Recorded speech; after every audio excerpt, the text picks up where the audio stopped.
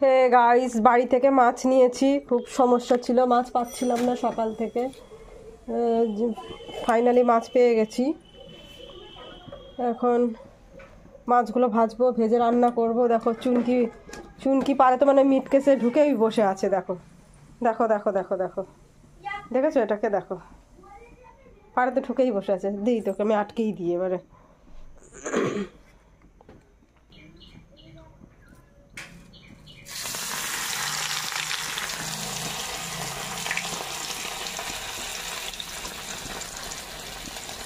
দাঁড়া, মাছটা ভেজে নিই, তারপর তোকে খেতে দেবো।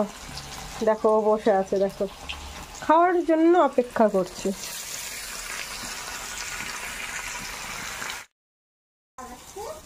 ওই দেখো ওইদিকে চুমকি বসে আছে। চুমকি চুমকি ওই দেখো এখানে বসে আছে চুমকি। দেখো দেখেছো বসে আছে, আমার রান্না দেখছে বসে বসে।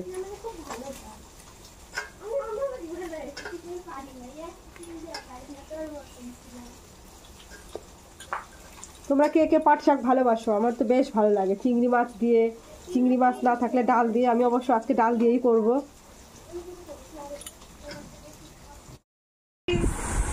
Good evening.